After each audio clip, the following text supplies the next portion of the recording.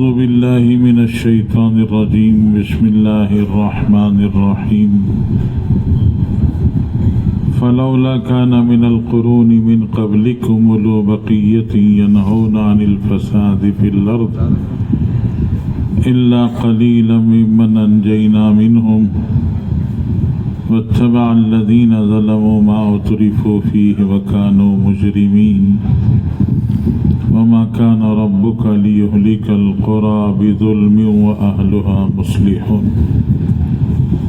وقال النبي صلى الله عليه وسلم إذا كان أمراؤكم خياركم وأغنياؤكم سمحاءكم وأموركم شورى بينكم فظهر الأرض خير لكم من بطنها وإذا كان أمراؤكم شراركم وأغنياؤكم بخلاءكم وأموركم إلى نسائكم فبطن الأرض خير لكم من ظهرها أو كما قال عليه الصلاة والسلام.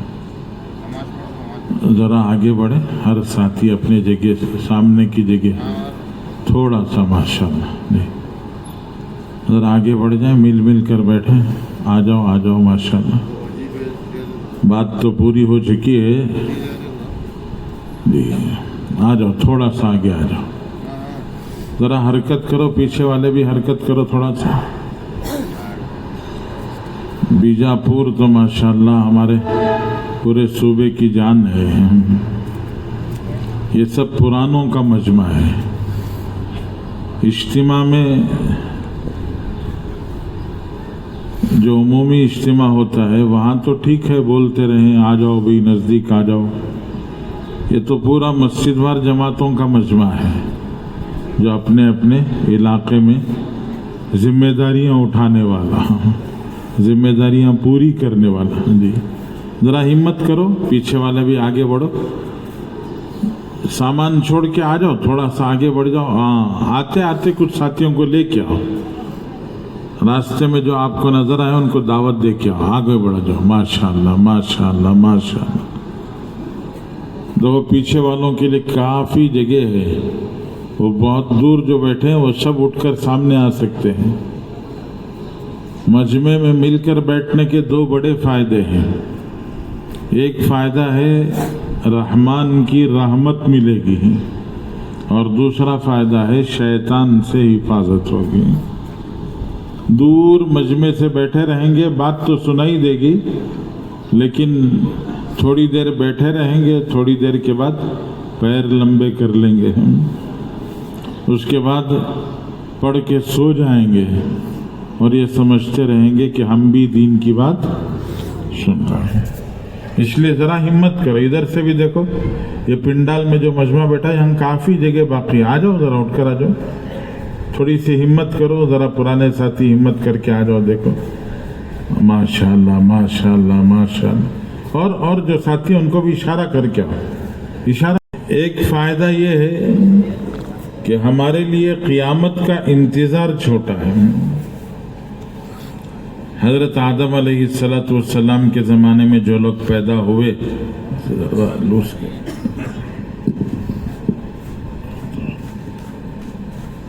حضرت آدم علیہ السلام کے زمانے میں جو لوگ پیدا ہوئے، مر گئے، وہ سب کے سب کہاں ہیں؟ معلوم ہے کہاں ہیں؟ مر کے آدمی کہاں جاتا ہے؟ ہاں، خبر میں ہے. برزخ میں. کہاں جاتا ہے؟ برزخ. تو حضرت آدم کے زمانے میں جو مر گئے وہ سب کے سب برزخ میں ہیں. برزخ میں کیا کر رہے ہیں جی؟ ارے برزخ میں کیا کر رہے ہیں؟ قیامت کا انتظار کر رہے ہیں. کیا کر رہے ہیں؟ قیامت کا انتظار کر رہے ہیں. برزخ جو ہے وہ انتظار گاہ، ویٹنگ ہال ہے. جو بھی جاتا ہے وہاں جا کے اسے انتظار کرنا پڑتا ہے. کس کا انتظار؟ قیامت کا انتظار کرنا پڑتا ہے. حضرت رسول اللہ صلی اللہ علیہ وسلم نے ارشاد فرمایا، اپنی یہ دو انگلیاں دکھا کر، میں اور قیامت ایسے ہیں، انا والساعۃ کہاتین، کہ میں آ چکا ہوں، اب قیامت آنے والی ہے۔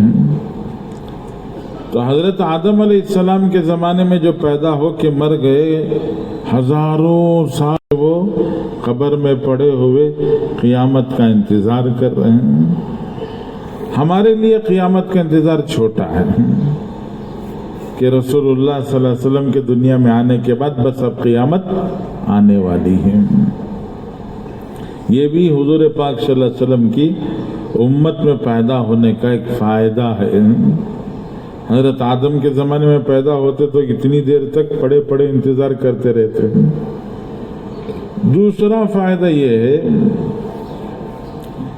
کہ اللہ جل شانہ نے پچھلی امتوں نے جو کچھ کیا وہ سب اللہ نے ہمیں بتایا۔ حضرت آدم کے بیٹوں نے کیا کیا وہ ہمیں اللہ نے سنایا، حضرت نوح کی قوم نے کیا کیا اللہ نے وہ ہمیں سنایا، حضرت ابراہیم کی قوم نے کیا کیا وہ اللہ نے ہمیں سنایا، حضرت لوط علیہ السلام کی قوم نے کیا کیا اللہ نے وہ سنایا، حضرت شعیب کی قوم نے کیا کیا وہ سنایا، بنی اسرائیل نے کیا کیا کیا وہ سب کچھ اللہ نے ہمیں سنایا۔ جی ہم بھی کسی سے کم نہیں ہیں۔ ہم کسی سے کم ہیں کیا؟ ہم بھی کسی سے کم نہیں ہیں۔ ہم نے بھی بہت سارے کارنامے انجام دیے، لیکن اللہ ہمارے کارنامے کسی کو نہیں سنائیں گے۔ جی کیوں نہیں سنائیں گے؟ اس لیے کہ ہمارے بعد کوئی امت آنے والی نہیں ہے، یہ آخری امت ہے، اس امت کے بعد کوئی اور امت نہیں آئے گی، اس لیے اللہ تعالیٰ کسی اور کو نہیں سنائیں گے۔ دنیا میں تو نہیں سنائیں گے اس لیے کہ کوئی اور آنے والا نہیں ہے۔ قیامت میں بھی اللہ کی ذات سے امید ہے کہ اللہ تعالیٰ اس امت پر ستاری کا پردہ ڈال دیں گے، اس امت کے عیوب کو اللہ تعالیٰ چھپا دیں گے، دوسری قوموں پر اس امت کے عیوب کو ظاہر ہونے نہیں دیں گے، اور بہانے سے اللہ جل شانہ اس امت کو معاف کریں گے، بہانے سے معاف کر دیں گے، کوئی نہ کوئی بہانہ اللہ کی طرف سے معافی ہو جائے گی۔ ایک آدمی آئے گا اپنی نیکیاں اور گناہ لے کر، نیکیاں اور گناہ تلوائے گا تو دونوں برابر ہو جائیں گے، گناہ بھی برابر نیکی بھی برابر۔ تو اس سے کہا جائے گا کہ جاؤ جا کے کوئی ایک نیکی لے کے آؤ۔ وہ حشر کے میدان میں ایک نیکی تلاش کرے گا، کوئی دینے والا نہیں، ماں سے پوچھے گا، باپ سے پوچھے گا، بھائی سے پوچھے گا، بہنوں سے پوچھے گا، بیوی سے پوچھے گا، بچوں سے کوئی دینے والا نہیں۔ تو وہ پھر کے تھک ہار کر واپس آنے لگے گا، تو راستے میں ایک آدمی اس سے پوچھے گا بھائی کیا چاہیے؟ تو کہے گا ایک نیکی چاہیے۔ کیا ہو گیا؟ نیکیاں اور گناہ برابر ہو گئے، ایک نیکی ہوگی تو میرا کام بن جائے گا۔ تو وہ کہے گا لو ایک نیکی لے لو۔ تو وہ پوچھے گا تم کیسے دے رہے ہو؟ میرے باپ نے نہیں دیا، ماں نے نہیں دیا، بہن نے نہیں دیا، بھائی نے نہیں دیا، بیوی نے نہیں دیا، بیٹی نے نہیں دیا، کسی نے نہیں دیا، تم کیسے دے رہے ہو؟ تو کہے گا میرے پاس ایک ہی نیکی ہے، وہ ایک نیکی میرے تو کام آنے والی نہیں ہے، چلو تمہارے تو کام آ جائے۔ وہ لے کے آئے گا، نیکی کے پلڑے میں نیکیوں کے پلڑے میں وہ نیکی رکھے گا تو وہ پلڑا بھاری ہو گیا۔ اللہ تعالیٰ پوچھیں گے کس نے دیا تمہیں یہ نیکی؟ تو وہ بلا کے لائے گا، کہے گا اس نے دیا اللہ۔ تو اللہ تعالیٰ اس سے فرمائیں گے حشر کے میدان میں سخاوت۔ کہاں سخاوت؟ حشر کے میدان میں سخاوت۔ حشر کے میدان میں سخاوت تو میری شان ہے، اللہ کی شان، کہ میں یہاں سخاوت کرتا ہوں اور تم نے حشر کے میدان میں سخاوت کی ہے، میری شان کو اپنایا ہے۔ جاؤ تم بھی جنت میں جاؤ، یہ بھی جنت میں جائیں، دونوں کو اللہ جنت میں بھیج دیں گے۔ یہ دنیا میں تو عیب چھپا دیے، آخرت میں اللہ گناہوں پر پردہ ڈال دیں گے اور بہانے سے اللہ معاف کریں گے، بہانے سے اللہ معاف کریں گے۔ پچھلی امتوں کے سارے قصے اللہ نے ہمیں کیوں سنائے؟ پچھلی امتوں کے قصے اللہ نے ہمیں سنائے نا. پچھلی امتوں کے قصے اللہ نے ہمیں کیوں سنائے ہیں؟ اس لیے سنائے کہ اگلا گرتا ہے تو پچھلا سنبھل جاتا ہے. کیا ہوتا ہے؟ سمجھ میں آ رہا ہے؟ اگلا گرتا ہے تو پچھلا سنبھل جاتا ہے. جی بارش ہوئی، کیچڑ میں آدمی چل رہا ہے، سنبھل کے چل رہا ہے. سامنے والے کے پیر پھسل گئے، وہ گر گیا تو پیچھے والا کیا کرے گا؟ وہی بے پرواہی سے چلے گا، وہ سنبھل جائے گا. جی 120 کی سپیڈ میں گاڑی جا رہی ہے، سامنے بھی ایک گاڑی ہے، اس کے پیچھے ہم جا رہے ہیں. سامنے والے کو جی وہ سپیڈ بریکر ہمپ دکھائی نہیں دیا تو وہ 120 کی سپیڈ میں اڑا دیا. تو پیچھے والا کیا کرے گا؟ وہ بھی لگائے گا ایسے ہی، وہ سلو کر لے گا، سنبھل جائے گا. تو اگلا گرتا ہے تو پچھلا سنبھل جاتا ہے. تو اللہ نے بتایا کہ دیکھو اگلی امت کے لوگ یہاں گر گئے، پھسل گئے. جی کوئی بت پرستی میں پھسل گیا، کوئی نبی کے ساتھ مذاق اڑا کر پھسل گیا. کسی کو اللہ نے باغات دیے، وہ باغات میں اترا کر فخر میں پھسل گیا.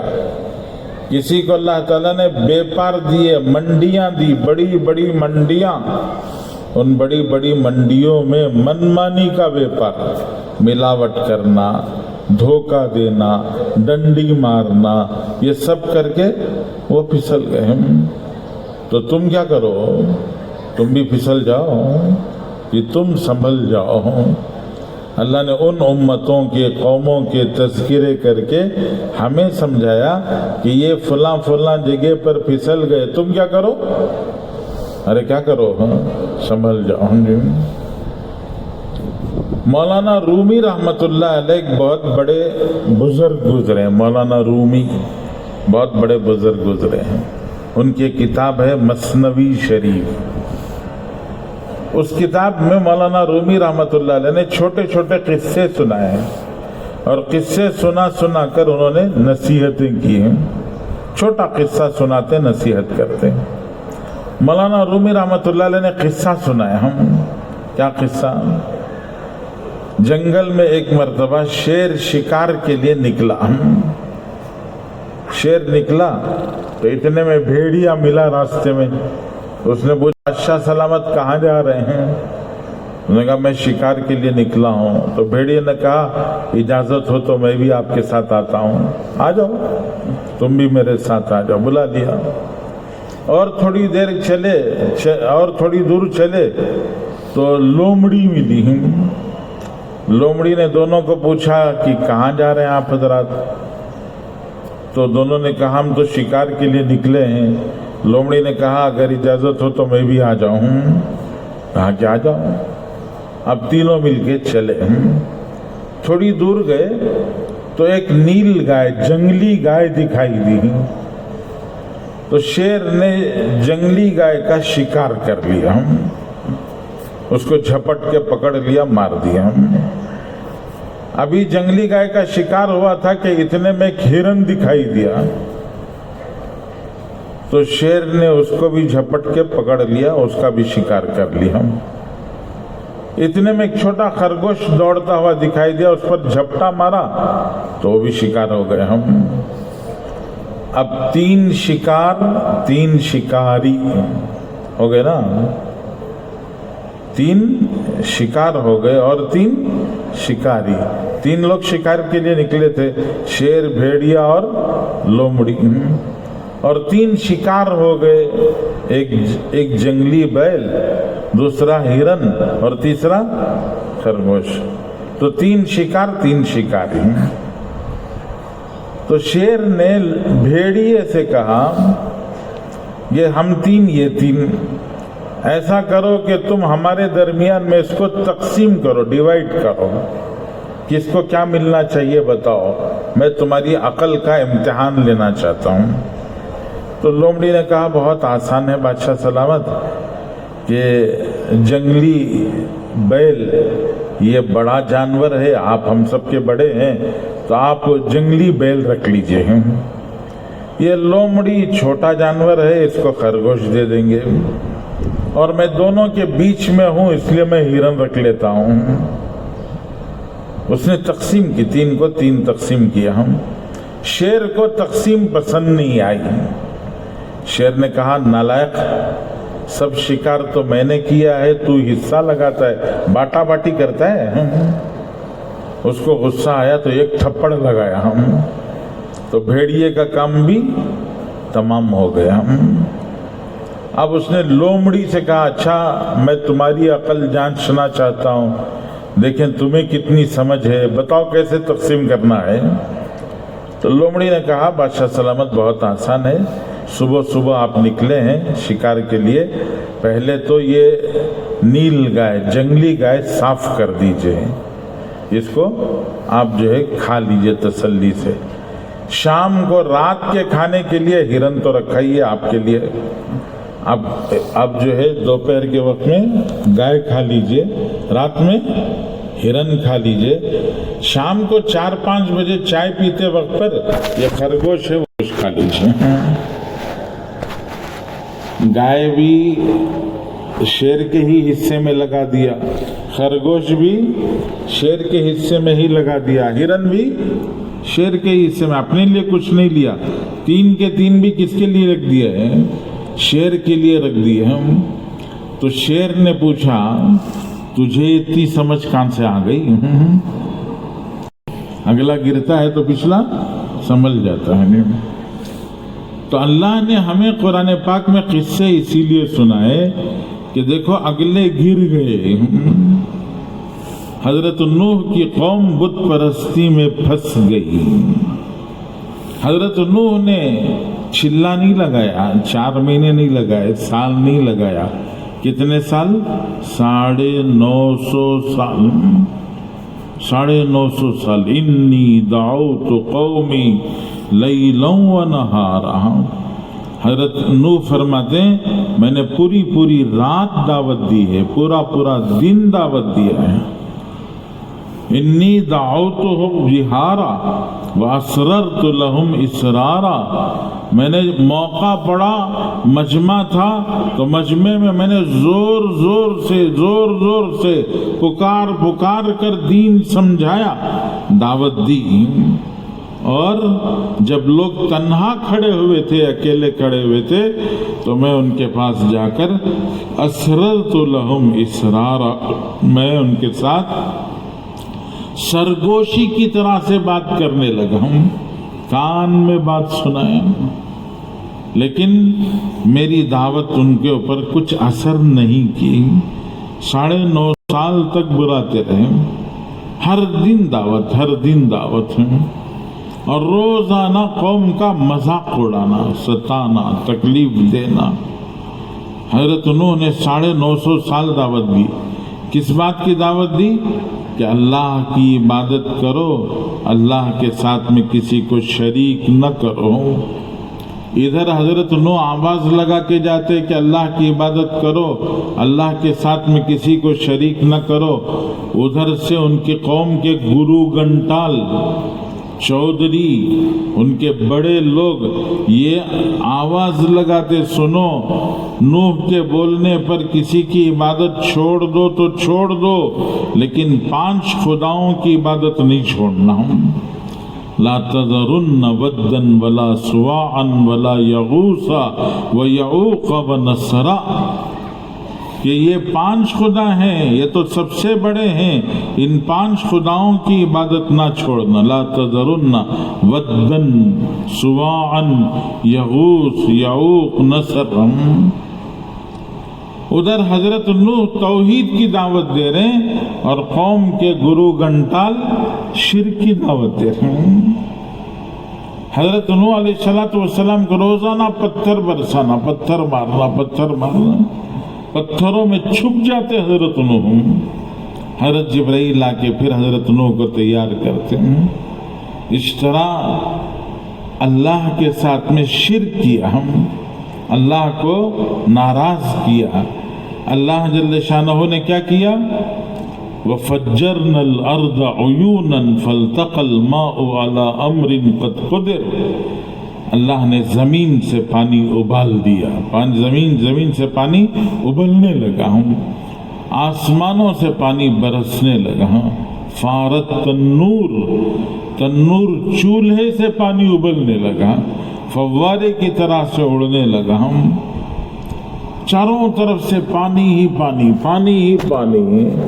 پوری کی پوری قوم بلکہ پوری دنیا پانی میں ڈوب گئی۔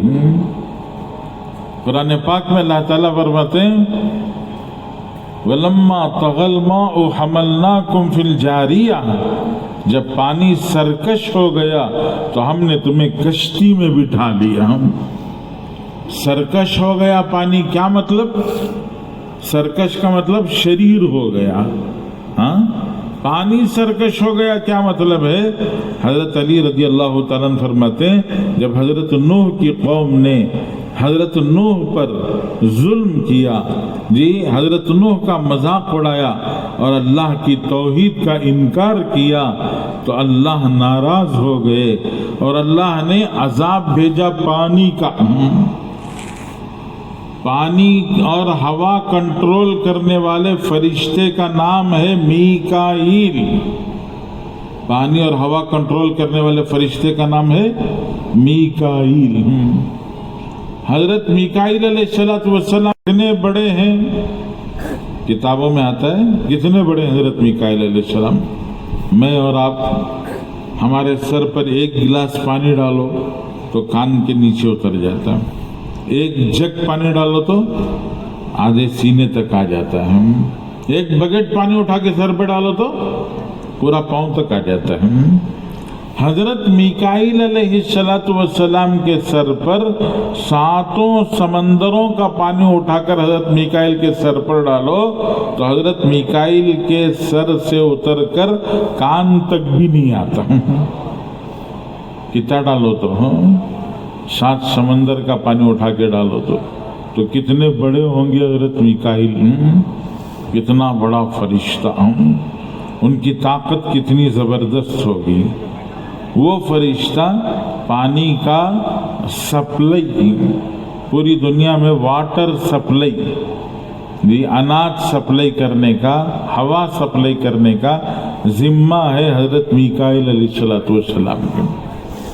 قرآن نے جو کہا وَلَمَّا طَغَى الْمَاءُ حَمَلْنَاكُمْ فِي الْجَارِيَةِ، حضرت علی رضی اللہ تعالیٰ فرماتے ہیں اس کی تفسیر یہ ہے کہ اللہ نے ایک واٹر ٹینک بنائی ہے، اللہ نے پانی کی ایک ٹینک بنائی۔ کہاں ہے؟ اللہ کو معلوم ہے، ہمیں کیا معلوم ہے؟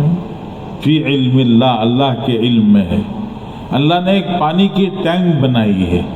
جب حضرت نوح علیہ السلام کی قوم پر عذاب کے بھیجنے کا حضرت اللہ جل شانہ نے ارادہ کیا تو اللہ نے اپنی جو واٹر ٹینک ہے اس ٹینک میں اتنا سوراخ کر دیا جتنا انگوٹھی کا سوراخ ہوتا ہے، ایک انگلی کے برابر سوراخ کر دیا نے، ایسا ایک انگلی کے برابر سوراخ اللہ نے کر دیا۔ تو اس کا قصہ ہمیں اس لیے سنایا کہ وہ شرک کی گندگی میں، شرک کے کیچڑ میں، شرک کے دلدل میں پھنس گئے، باہر نہیں نکل سکے۔ تم اپنے آپ کو شرک سے بچاؤ، تم اپنے آپ کو شرک سے بچاؤ۔ حضرت شعیب علیہ السلام کی قوم کا قصہ سنایا کہ حضرت شعیب علیہ السلام کی قوم بے پاری تھی، وہ ڈنڈی مارتے تھے، ان کے پاس 2 برتن الگ الگ تھے، ناپنے کے 2 برتن الگ، خریدنے کا برتن الگ، بیچنے کا برتن الگ، خریدتے وقت پر پورا کیجی، بیچتے وقت پر پونا کیجی،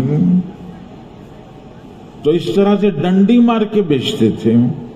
حضرت شعیب نے سمجھایا تو حضرت شعیب کو الٹا کوسنے لگے، حضرت شعیب کو الٹی سیدھی باتیں کرنے لگے، کہنے لگے الصلاۃ تأمرک ان نترک ما نفعل فی اموالنا ما نشاء ان نفعل فی اموالنا ما نشاء، تمہاری نماز سمجھاتی ہے اور تمہیں یہ کہتی ہے کہ ہم اپنے مال میں جو مرضی آئے نہ کریں، ہمارا مال ہے، ہم جیسا چاہے خریدیں جیسا چاہے بیچیں ہیں، تم کون ہوتے ہو ہمیں سمجھانے والے؟ حضرت شعیب نے سمجھا، لوگوں نے نہیں مانا. تو ایسے اللہ نے نبیوں کے قصے ہمیں سنائے اور ہمیں سمجھایا. قرآن پاک میں ایک سورت ہے سورہ ہود. قرآن پاک میں ایک سورت ہے سورہ ہود. سورہ ہود میں اللہ نے سب نبیوں کے قصے 7-8 قوموں کے قصے اللہ نے سنائے. حضرت رسول اللہ صلی اللہ علیہ وسلم کی 63 سال کی عمر میں وفات ہو گئی. کتنے سال کی عمر میں؟ 63 سال.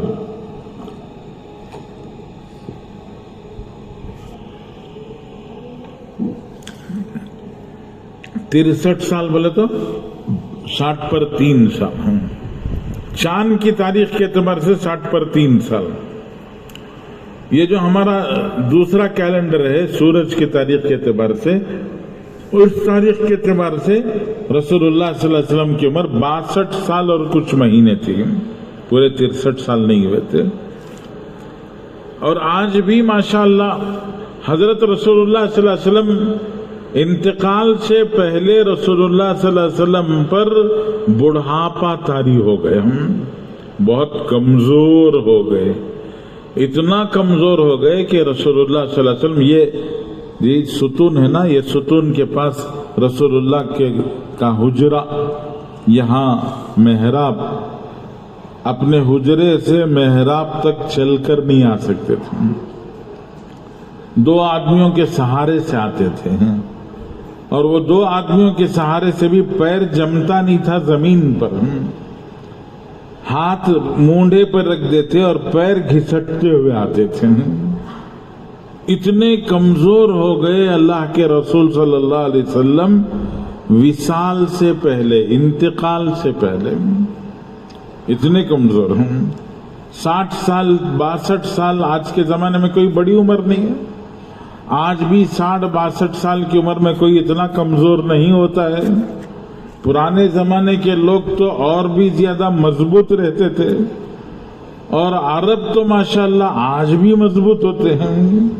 جی ابھی سوشل میڈیا میں خبر آئی کہ کسی نے خبر بھیجی 95 سال کے عرب 5ویں شادی کرنے والے ہیں. عمر 95 سال اور شادی 5ویں ہیں. تو عرب ماشاءاللہ مضبوط رہتے ہیں. تو پرانے زمانے کے عرب تو اور بھی زیادہ مضبوط ہوتے تھے. لیکن اللہ کے رسول صلی اللہ علیہ وسلم 62-63 سال کی عمر میں اتنا کمزور ہو گئے. کیسے کمزور ہو گئے؟ تو صحابہ نے رسول اللہ صلی اللہ علیہ وسلم سے پوچھا، اللہ کے رسول آپ اتنا کمزور کیسے ہو گئے؟ تو اللہ کے رسول صلی اللہ علیہ وسلم نے فرمایا، جی رسول اللہ صلی اللہ علیہ وسلم نے فرمایا شیبتنی ہود و اخواتھا، سورہ ہود نے مجھے بوڑھا کر دیا. کس نے بوڑھا کر دیا؟ سورہ ہود نے بوڑھا کر دیا. کیا ہے سورہ ہود میں؟ سورہ ہود میں یہی قصے ہیں. حضرت نوح کی قوم کا قصہ، حضرت ابراہیم کی قوم کا قصہ، حضرت لوط کی قوم کا قصہ، حضرت ہود کی قوم کا قصہ، حضرت صالح کی قوم کا قصہ، حضرت موسیٰ علیہ السلام کی قوم کا قصہ. ایسے الگ الگ قصے ہیں. وہ سب قصوں میں قوم کی نافرمانی پھر اللہ کا عذاب. قوم کی نافرمانی پھر اللہ کا عذاب. قوم کی نافرمانی اللہ کا عذاب. اللہ کے نبی صلی اللہ علیہ وسلم فرماتے ہیں سورہ ہود پڑھ پڑھ کے میں بوڑھا ہو گیا. مطلب جب بھی نوح علیہ السلام کی قوم کا قصہ پڑھتا ہوں مجھے میری امت یاد آتی ہے کہ میری امت جب شرک میں مبتلا ہوگی تو اللہ کو کتنا قہر آئے گا، اللہ کو کتنا غصہ آئے گا. پتہ نہیں میری امت کے ساتھ میں اللہ تعالیٰ کا غصہ، اللہ کا قہر کیا کرے گا. میں جب حضرت ابراہیم کی قوم کا قصہ پڑھتا ہوں اور حضرت ابراہیم کے قوم نے جو بت پرستی کی، اس بت پرستی کو پڑھ کر مجھے یاد آتا ہے کہ میری قوم کیا، میری امت کا کیا ہوگا. حضرت لوط کی قوم کا قصہ پڑھتا ہوں تو میں سوچتا ہوں میری امت میں اگر یہ بیماری آئی تو میری امت پر اللہ کتنا ناراض ہوں گے. حضرت شعیب کی قوم کا قصہ اور قوم صالح کا قصہ، قوم شعیب کا قصہ، قوم سمود کا قصہ، بنی اسرائیل کا قصہ. اللہ کے رسول صلی اللہ علیہ وسلم نے یہاں تک فرمایا لَتَتَّبِعُنَّ بَنِي إِسْرَائِيلَ حَذْوَ النَّالِ بِالنَّالِ، کہ تم بنی اسرائیل کے پیچھے ایسے چلو گے جیسے جوتے سے جوتا، قدم سے قدم مل کے چلتا ہے. کہ بنی اسرائیل نے ایک قدم رکھا تو میری امت چلنے والا ایک قدم رکھتا ہے تو دوسرا پیر اس کے برابر نہیں رکھتا بلکہ اس سے آگے رکھتا ہے، پھر یہ قدم اس سے آگے رکھتا ہے.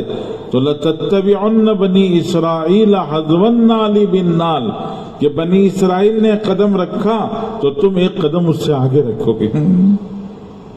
تو اس لیے میں ڈرتا ہوں کہ بنی اسرائیل کے ساتھ اللہ کا جو قہر آیا، اللہ کا جو غضب آیا، وہ پتہ نہیں میری امت کے ساتھ میں کیا ہوگا. پچھلی امت کے قوموں، پچھلی قوموں کو اور پچھلی امت کے نبیوں کو اور پچھلی امتوں پر آئے ہوئے عذابوں کو سوچ سوچ کر اور اپنی امت کے بارے میں سوچ کر اللہ کے رسول 63 سال کی عمر میں دنیا سے چلے گئے اور جانے سے پہلے بالکل کمزور بوڑھے ہو گئے. بزرگوں، بنی اسرائیل جی اللہ جل شانہ نے سورہ ہود میں پورے قصے سنا کر اخیر میں ایک نصیحت کی ہے اس امت کو. کس کو نصیحت کی ہے؟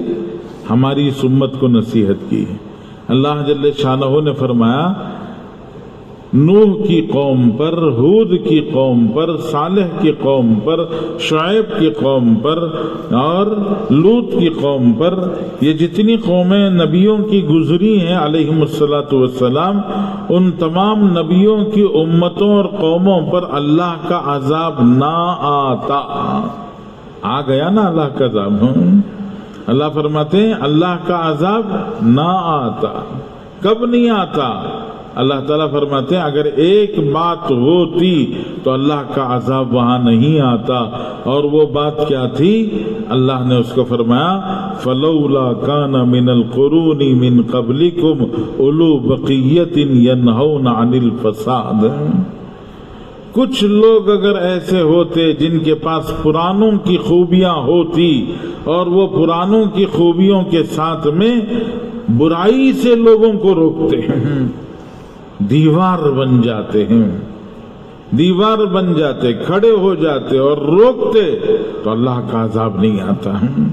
وہاں روکنے والے تھے لیکن الا قلیلا ممن انجینا منہم، وہ بہت تھوڑے تھے.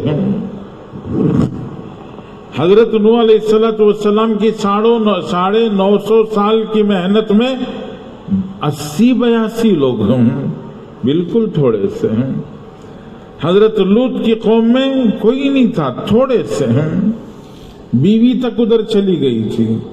حضرت ابراہیم علیہ السلام کو جب نکالا گیا تو اکیلے ابراہیم اپنی بیوی کے ساتھ حضرت لوط کو لے کے نکلے. تو پچھلی امتوں میں روکنے والے، برائی سے روکنے والے، بھلائی کی دعوت دینے والے بہت تھوڑے تھے. اس وجہ سے اللہ کا عذاب آ گیا. سنو وما کان ربک لیہلک القری بظلم واہلھا مصلحون. اللہ فرماتے ہیں اگر کسی بستی میں بھلائی کی محنت کرنے والے موجود ہوں گے، اس بستی کے گناہ کرنے کے باوجود اللہ عذاب نہیں بھیجیں گے. جی اس کو کہتے ہیں مسجد وار جماعت. اس کو کیا کہتے ہیں؟ مسجد وار جماعت. ٹھیک ہے، مسجد وار جماعت کوئی خواب نہیں ہے بزرگوں نے خواب دیکھ کے کہہ دیا. نہیں، قرآن سے نکالا ہے. کہاں سے نکالا ہے؟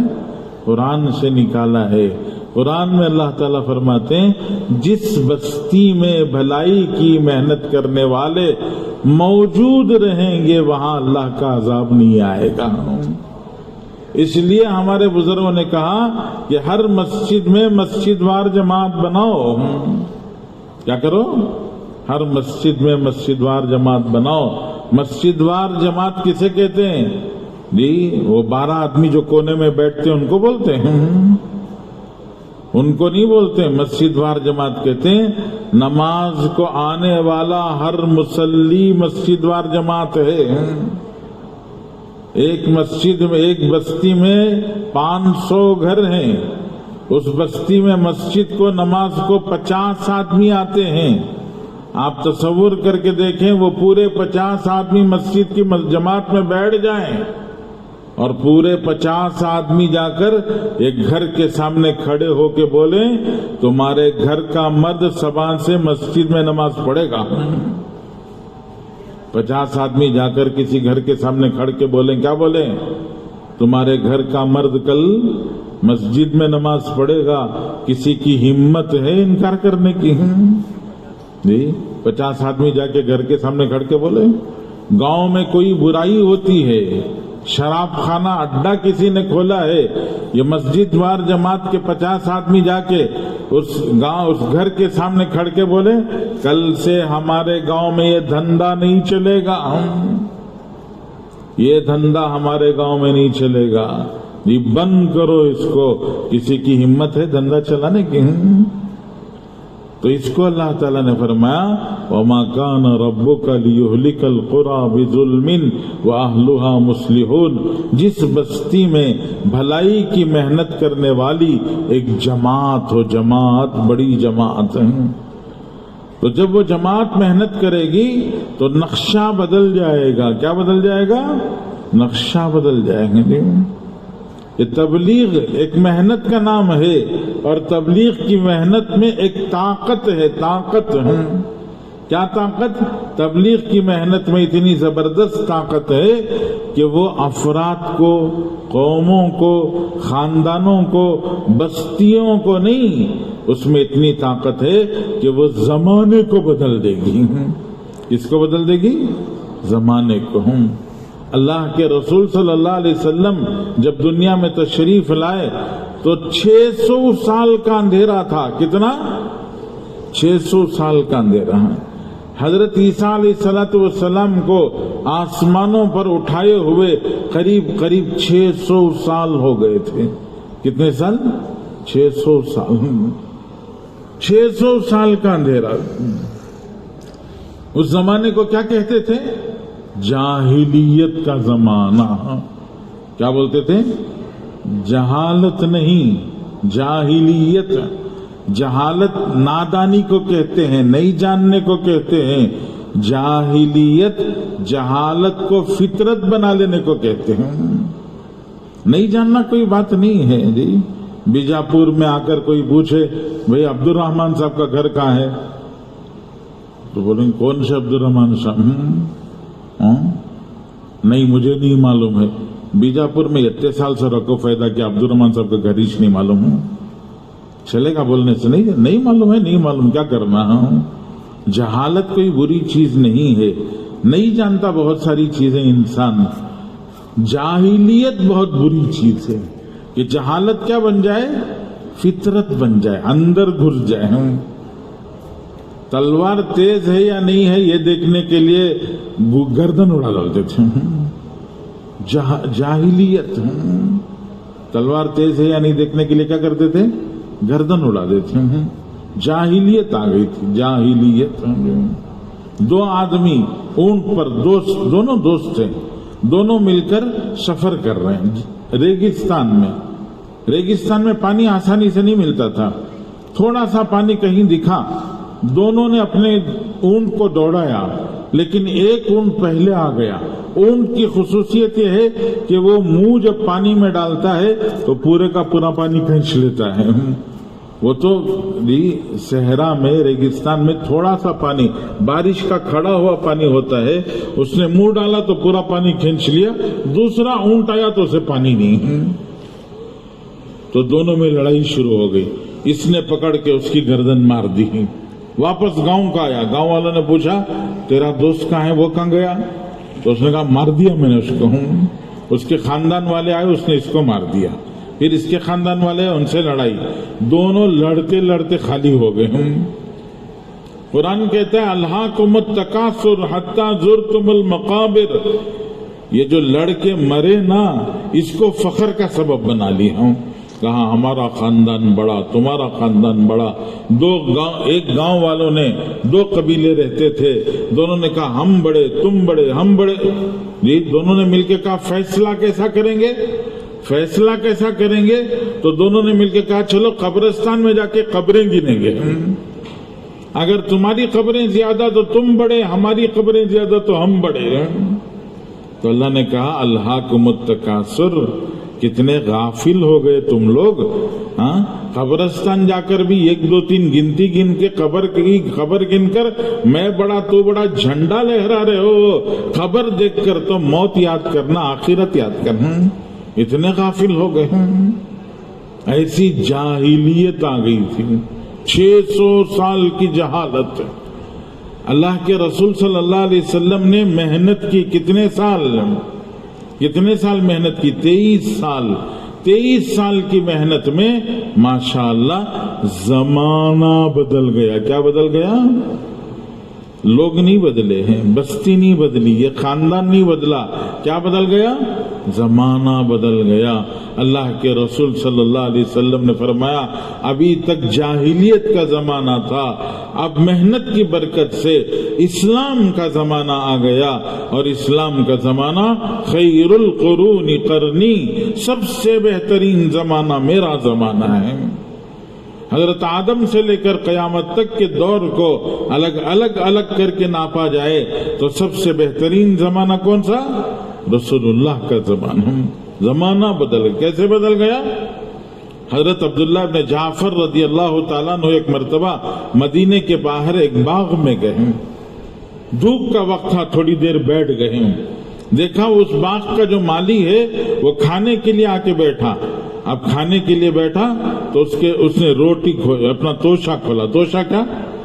کپڑے میں لپٹی ہوئی روٹیاں اس نے کھولا، تھوڑی سی روٹی تھوڑی سی بوٹی، اس نے روٹی اور بوٹی میں لے کر منہ میں رکھنا چاہا تو اتنے میں کتا سامنے آ گیا، اس نے اس کو ڈال دیا۔ وہ بیٹھا رہا تو اور تھوڑی ڈال دیا، پھر بیٹھا رہا تو اور ایک روٹی ڈال دیا، پھر بھی بیٹھا رہا تو اور ایک روٹی ڈال دیا، 3 روٹی۔ اب بچا کچھ نہیں، کپڑا واپس لپیٹ کے جیب میں رکھ کے اٹھ کے جانے لگا تو عبداللہ بن جعفر دوڑے ہوئے آئے، آ کے پوچھا بھائی تجھے روز کتنی روٹیاں آتی ہیں؟ اس نے کہا 3 روٹیاں۔ ارے 3 روٹیاں جب معلوم تھی تو 1.5 اس کو کھلاتے، 1.5 تم کھاتے، یا 2 اس کو کھلاتے، کم از کم 1 تم کھا لیتے۔ تو اس نے کہا حضرت بات یہ ہے یہاں قریب میں کتے نہیں رہتے ہیں، یہ کتا بھوکا دور سے آیا ہے، اس بھوکے کتے کو کھلانا میں نے اپنے آپ کے کھانے سے بہتر سمجھا۔ حضرت عبداللہ بن جعفر نے پوچھا جی یہ باغ کس کا ہے؟ کہا حضرت عثمان کے خاندان والوں کا ہوں۔ تو حضرت عثمان کے گھرانے کے پاس گئے، جا کے کہا مجھے مدینے کے باہر تمہارا جو باغ ہے وہ دے دو، خریدنا چاہتا ہوں۔ حضرت عثمان کے خاندان والوں نے کہا آپ رسول اللہ کے بھتیجے ہیں، ہم آپ سے کیا بیپار کریں، آپ ہماری طرف سے ہدیے میں رکھ لیجیے۔ کہا نہیں قیمتاً لوں گا۔ قیمت طے کی، پیسے دیے، باغ لے لیا۔ باغ لینے کے بعد میں حضرت عبداللہ بن جعفر نے فرمایا اس باغ میں تمہارا جو مالی ہے میں اس مالی کو بھی خریدنا چاہتا ہوں۔ وہ مالی؟ حضرت عثمان کے خاندان والوں نے کہا وہ بچپن سے ہمارے ساتھ ہے، ہم اس کو بیچنا نہیں چاہتے، آپ اس کی جگہ کسی اور کو لے لیجئے۔ کہا نہیں مجھے وہی خریدنا ہے، آپ کہہ رہے ہیں تو ہم انکار نہیں کر سکتے، آپ لے لیجئے۔ غلام بھی خرید لیا، باغ بھی خرید لیا۔ واپس وہیں آئے حضرت عبداللہ بن جعفر، آ کے اس غلام کو بلایا، بلا کے کہا سنو یہ باغ میں نے خرید لیا ہے۔ اس نے کہا خرید لیا، اللہ مبارک کرے۔ اپنا رومال اٹھایا، جھٹک کے کندھے پہ ڈالا، کہا السلام علیکم، آپ کو باغ مبارک ہو۔ حضرت عبداللہ بن جعفر نے کہا سنو سنو سنو، تمہیں 2 خوشخبریاں سنانا چاہتا ہوں۔ کہا کیا؟ یہ باغ میں نے خرید لیا ہے، تمہیں بھی خرید لیا ہے۔ مجھے بھی خرید لیا؟ ہاں آپ کو بھی خرید لیا۔ تو میں تمہیں 2 خوشخبریاں سنانا چاہتا ہوں. سنو. پہلی خوشخبری، میں نے تمہیں خرید لیا ہے، میں نے تمہیں آزاد کر دیا. میں نے تم کو آزاد کر دیا. اس نے اللہ کی طرف ہاتھ اٹھا کے کہا اے اللہ تیرا شکریہ. پھر ان سے کہا آپ کا شکریہ. پھر حضرت عبداللہ ابن جعفر رضی اللہ تعالیٰ نے کہا ایک خوشخبری یہ کہ تمہیں آزاد کر دیا. دوسری خوشخبری سنو. کیا دوسری خوشخبری؟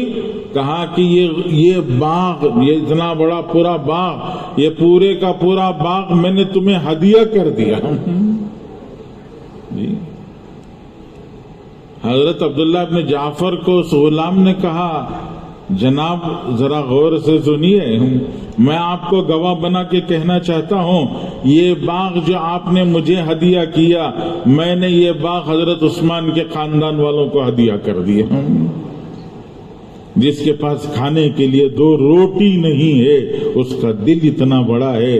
جی جنگل میں رہنے والا مالی تک بدل گیا. اس کو کہتے ہیں زمانہ بدل گیا. اس کو کیا کہتے ہیں؟ زمانہ بدل گیا. علامہ اقبال نے فرمایا جو خود نہ تھے راہ پر اوروں کے ہادی بن گئے، کیا نظر تھی جس نے مردوں کو مسیحا کر دیا. کیا نظر تھی جس نے مردوں کو مسیحا کر دیا. یہ حضرت رسول اللہ صلی اللہ علیہ وسلم کی محنت سے صحابہ جو زندہ نہیں تھے مردہ تھے وہ زندہ نہیں ہو گئے بلکہ مسیحا دوسروں کو زندہ کرنے والے بن گئے. کس کی برکت سے؟ ارے کس کی برکت سے؟ محنت کی برکت سے. اللہ کے رسول صلی اللہ علیہ وسلم نے فرمایا زمانہ بھلا بھی ہوتا ہے، زمانہ برا بھی ہوتا ہے. بھلے زمانے کی 3 نشانیاں، برے زمانے کی 3 نشانیاں. بھلے زمانے کی 3 نشانیاں، اذا کان امراؤکم خیارکم، حکمران اگر اچھے ہو انصاف پسند، اغنیاؤکم سمحاءکم، مالدار سخی ہوں، امورکم امورکم شورا بینکم، اور عام لوگ بڑوں سے پوچھ کے چلتے ہوں. 3 کام. پہلا بادشاہ، حکمران، حکومت میں رہنے والے وہ نیک لوگ ہوں، انصاف پسند ہوں.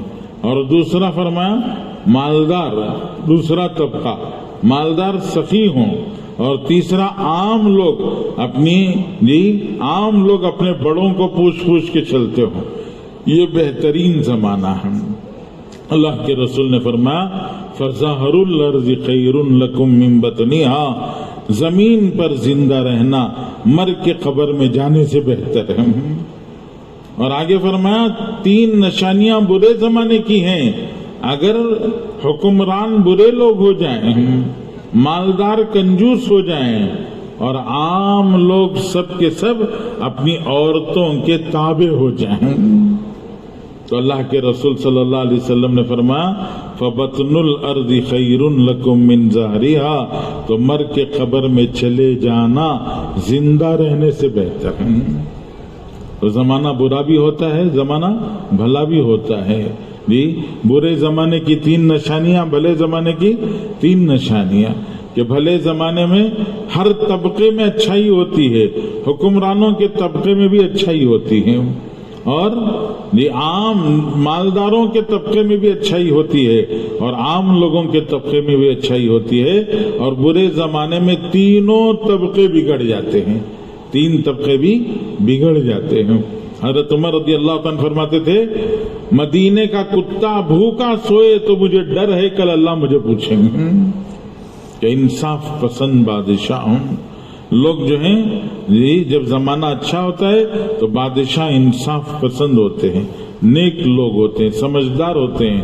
وہ حق والوں کا حق پہچان کر حق والوں کا حق ان تک پہنچاتے ہیں. ایک گاؤں میں ایک تاجر آیا، اس نے تجارت شروع کی، تجارت کی 2-4 مہینے، 1 سال 2 سال کچھ پیسہ جم گیا. حج کا ارادہ ہوا. اس نے کہا حج کو جائیں گے. گاؤں جا کر حج کو جانا لمبا ہو جاتا ہے. اس نے سوچا یہیں سے جا کے آ جائیں گے. تو کچھ سرمایہ پیسہ تھا. اس نے سوچا پیسہ کس کے پاس رکھیں گے. ایک دکاندار اور تھا، اس کے پاس جا کے کہا بھائی میں ذرا حج کو جا کے آنا چاہتا ہوں، یہ میری امانت اپنے پاس رکھو، میں حج کو جا کے آ جاؤں گا. چلا گیا. 2-3 مہینے حج کر کے واپس آیا. واپس آنے کے بعد جا کر اس دکاندار کو سلام کیا. اس نے کہا وعلیکم السلام، جناب میری امانت دے دیجئے۔ کون سی امانت؟ وہ جو 2 مہینے 3 مہینے پہلے میں نے رکھوائی تھی۔ صاحب میں تو آپ کو نہیں پہچانتا، پہلی دفعہ زندگی میں دیکھا ہے۔ وہ حیران پریشان ہو گیا، وہ گھبرا گیا، پیسے بھی گئے، سب گیا۔ تو وہ گھبرا کے لوگوں سے روتا بیٹھ گیا۔ تو لوگوں سے مشورہ کیا تو لوگوں نے کہا گھبراؤ نہیں، ہمارا بادشاہ بہت اچھا ہے، اس سے جا کے ایک بار ملو۔ تو بادشاہ سے جا کے ملا تو بادشاہ نے کہا کچھ ڈرنے کی بات نہیں ہے، ایسا کرو تم جا کے اس کے دکان کے سامنے بیٹھے رہو، میں کل پرسوں وہاں سے گزروں گا، جب میں گزروں گا تو تمہیں اپنے پرانے دوست کی طرح سے بات کروں گا، لیکن تم کھڑے ہو کے میری بات کا کوئی جواب نہیں دینا۔ تو 2 دن کے بعد آیا، بادشاہ ادھر سے گزرنے لگا تو یہ بیٹھا ہوا تو دکان کے سامنے، سب کھڑے ہو گئے، یہ بیٹھا ہوا ہے۔ تو بادشاہ نے دیکھا، ارے ارے بھائی دوست کب آ گئے تم یہاں؟ جا کے گلے لگا لیا، باتیں کرنے لگا۔ وہ نہ ایک بات سنتا ہے نہ ایک بات کا جواب دیتا ہے، بہت دیر کھڑ کے بات کرتا ہے۔ ارے ناراض ہو گئے؟ کیوں اتنا ناراض ہو گئے ہو؟ ٹھیک ہے کوئی بات نہیں، آ جاؤ کل پرسوں ہمارے محل کو، یہ کہہ کے چلا گیا۔ بادشاہ گزر گیا۔ بادشاہ کے گزرنے کے بعد وہ دکاندار دوڑ کے آیا، کہا جناب مجھے یاد آیا 2 مہینے پہلے آپ یہیں کاروبار کرتے تھے نا، آپ نے میرے پاس تھیلی دی تھی، میں رکھ کے بھول گیا تھا، معاف کرنا، یہ تھیلی واپس لے لو۔ اس کو کہتے ہیں بادشاہ جی سمجھدار ہو، انصاف پسند ہو، اور مالدار جی وہ دلدار ہو۔ مالدار کیا ہو؟ دلدار ہو۔ حضرت عبداللہ ابن مبارک کے پاس ایک آدمی آیا، اس نے کہا حضرت مجھے 400 روپیوں کی ضرورت ہے، مجھے دی مدد کیجیے۔ حضرت نے چٹھی لکھی اور لکھ کے سامنے ان کا خزانچی بیٹھا تھا، کہا جا کے اس کے پاس سے لے لو۔ خزانچی کے پاس جا کر اس نے چٹھی دی تو خزانچی نے چٹھی کھول کے دیکھا 800 لکھا ہوا تھا۔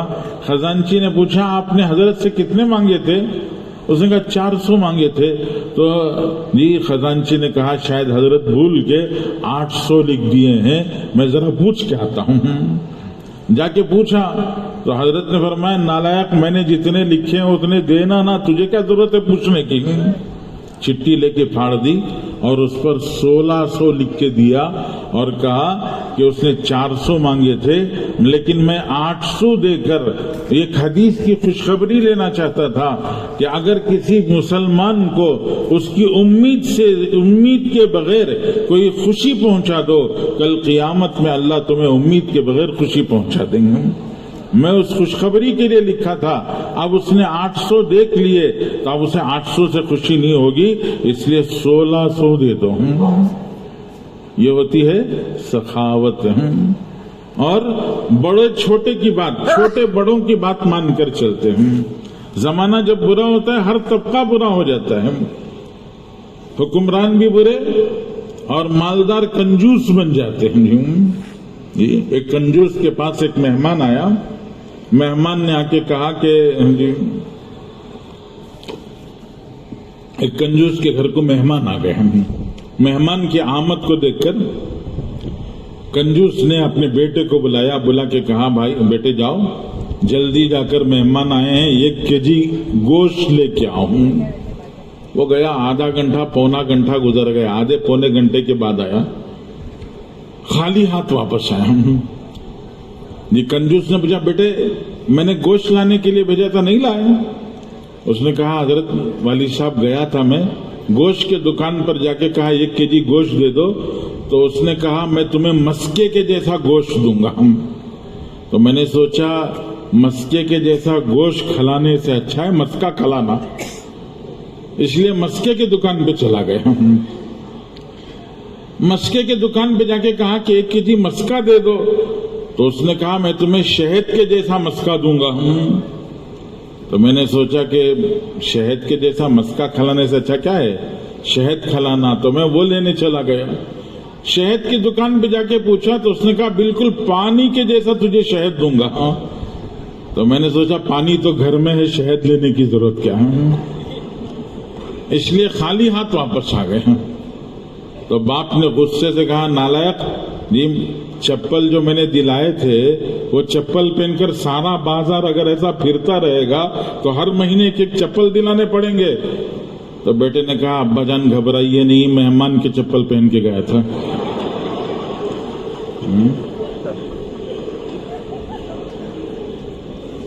وَأَغْنِيَاؤُكُمْ بُخَلَاءَكُمْ, مالدار کیا بن جائیں؟ بخیل بن جائیں. وَأُمُورُكُمْ إِلَى نِسَائِكُمْ, اور ہر آدمی اپنی بیوی کا غلام بن جائے. تو اللہ کے رسول نے فرمایا یہ زمانہ برا ہوتا ہے. برے سے برے زمانے کو بھلے سے بھلے زمانے میں بدلا جا سکتا ہے, لیکن بھلے سے بھلے زمانے میں بدلنے کے لیے اللہ نے رسول اللہ کے راستے سے ایک محنت دی ہے, جس محنت کو دعوت و تبلیغ کی محنت کہتے ہیں. یہ مسجد وار جماعت کی محنت کہتے ہیں. روز روز کی محنت, دن بھر کی محنت, اور اندر کی محنت, باہر کی محنت. ہمارے حضرت مولانا ابراہیم صاحب برکاتہم سمجھاتے ہیں کہ ایک اپنی جگہ پر رہ کر سال بھر اپنی جگہ پر رہ کے کرنے کی محنت ہے, اور ایک باہر نکل کے کرنے کی محنت. اس کی مثال چکی اور اس کے پاٹ کی طرح سے ہے کہ چکی اور اس کا پاٹ, جی چکی کا پاٹ جو ہے وہ پتھر جو ہے وہ تو جمع رہتا, وہ ہلتا نہیں, اور اوپر کا جو پتھر ہے وہ ہلتا رہتا ہے. تو ایک مقام کی محنت ہے اور ایک اللہ کے راستے میں بیرون میں نکلنے کی محنت ہے. لیکن اس میں بھی کیا کرنا ہوگا؟ دانا ڈالیں گے تو آٹا نکلے گا. ہم دانا ڈالے بغیر ہلائیں گے تو کیا نکلے گا؟ جی دانا ڈالے بغیر ہلائیں گے تو کچھ نہیں نکلے گا. ایسے جان مال اگر اس میں ڈالیں گے, دین ایمان اخلاق بن کے اندر سے نکلے گا. کہ اگر ہم نے اپنی قربانی ڈالی تو قربانی کا دانہ ڈالیں گے تو دین کا, ایمان کا, شریعت کا جی آٹا بن کے باہر نکلے گا. اس لیے ہمیں اپنی جان مال دین کی محنت کے لیے لگانا ہے. لگائیں گے انشاءاللہ؟ ارے لگائیں گے بھائی انشاءاللہ. جی کون کون لگائیں گے ذرا بولو. ہاتھ اٹھانے سے تھوڑی کام چلے گا. ذرا کھڑے ہو جاؤ, ہمت کر کے کھڑے ہو جاؤ. ماشاءاللہ نقد چلنے والے ذرا ہمت کر کے کھڑو ماشاءاللہ. چاروں طرف سے کھڑنا شروع کرو. جو ذمہ دار ہیں, جماعتیں بنا کے لائے ہیں, وہ کھڑو, اور ان کے ساتھ اپنے ساتھیوں کو کھڑا کرو.